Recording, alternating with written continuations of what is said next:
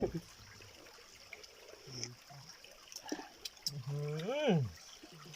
กเว้ยเดี๋ยวบอกเขา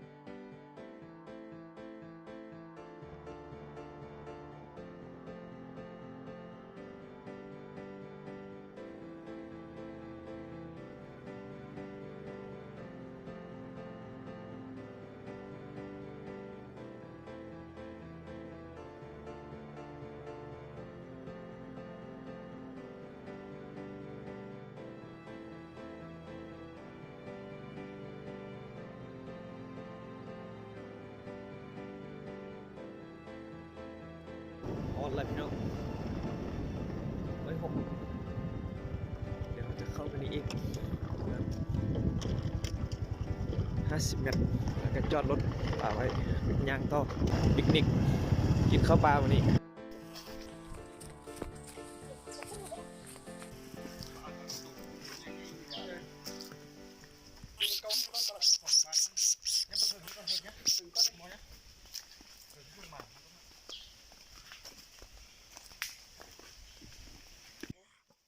นกบักไหลนึง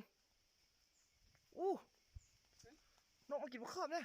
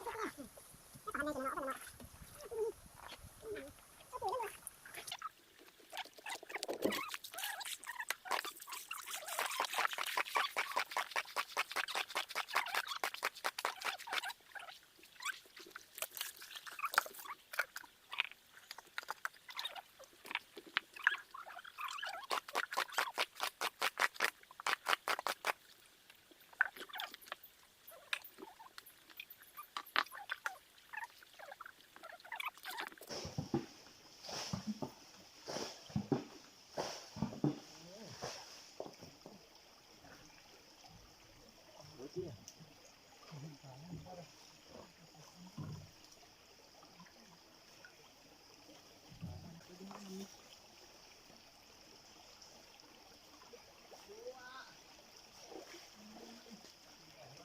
เลยเด้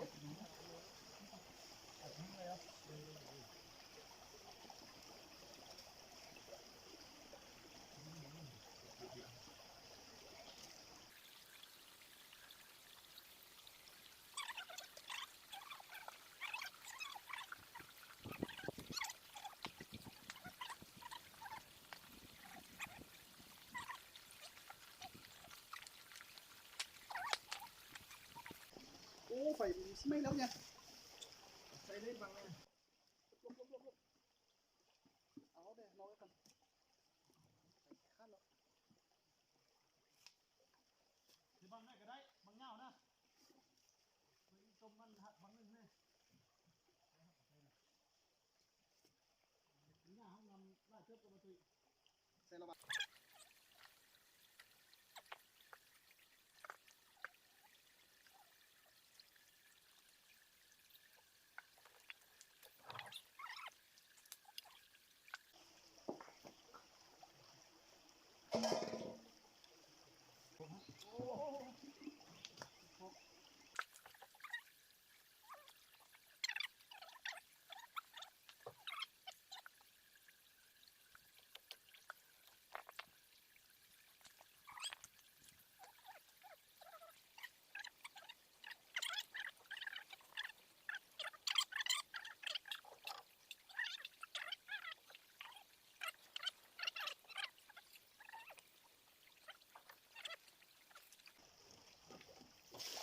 พอกใส่บังนี่ได้เอาจุ๊ย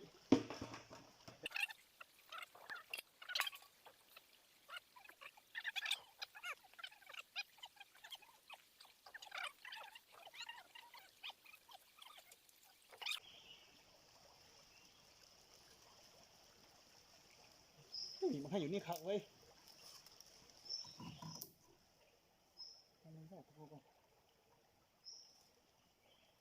นั่นคือมาเลยเนี่ยเตรียมมาเบอร์อะไร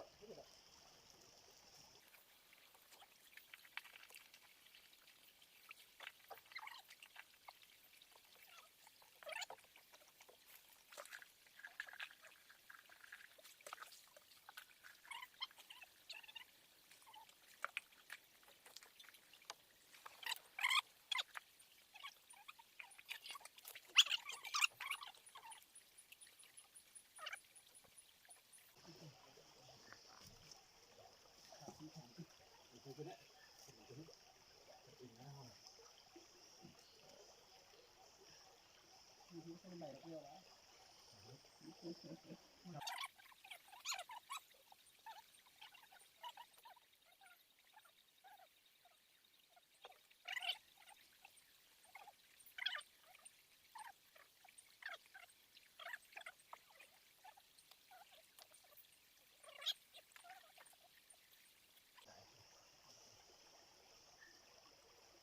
เฮ้ยชอบไหม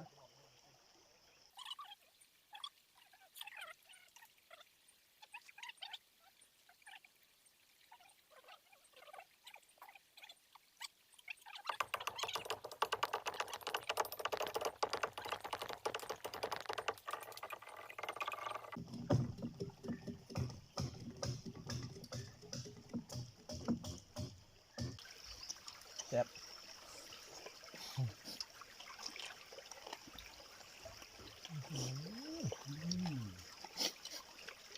ไม่เสิร์ฟได้กอดปูมันนะพูดเนาะ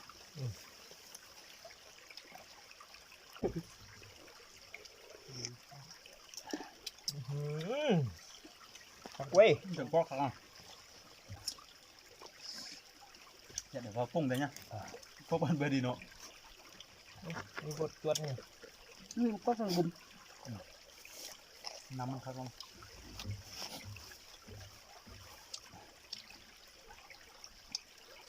ต้มเหรอวะโอ้พอกันไปมาจวดเข้าไป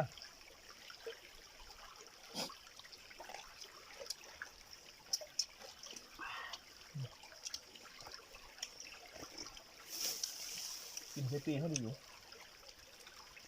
กินใส่ห้อยจวดครับจวดเลย มือลงมานะ เสียบบ่ กันอื่นเลยนะฮะนะ เปิดปูแล้วเนี่ย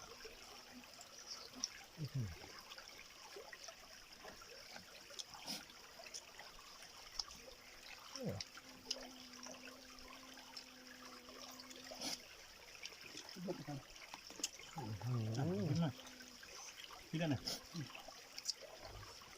ที่เดือนที่นี้ที่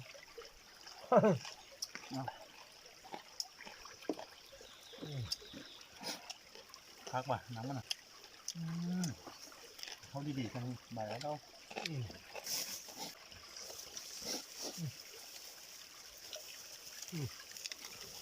หยุดเลยเนี่ย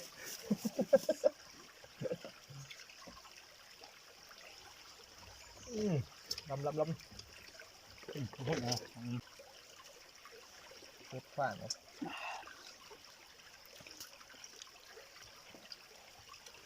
บ่ได้รสสันมันก็กันเลยหรอก ไม่ได้กินมา บ้านไหนที่ ทานเด็กเพื่อดีเห็นไหม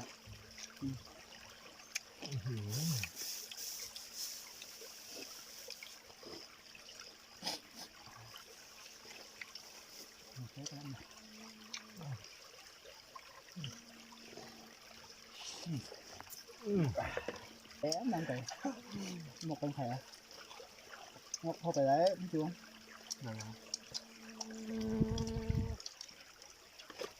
จักก็ไปแล้วมือต้นวัน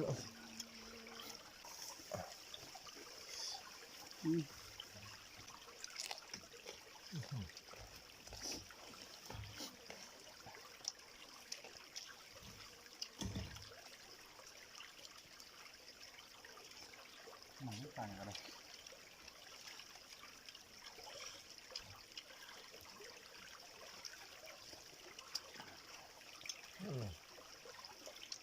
แหว่ ขึ้นมาฮิตยังไงง่ายยุ่งผมนะเนาะเขาบอกกินก่อนนะกินน้ำก่อน กินมะกอกใส่ส้มพอดีก็กินก๊อกใส่พอดีขนาดนั้น ผมในก่อนนะ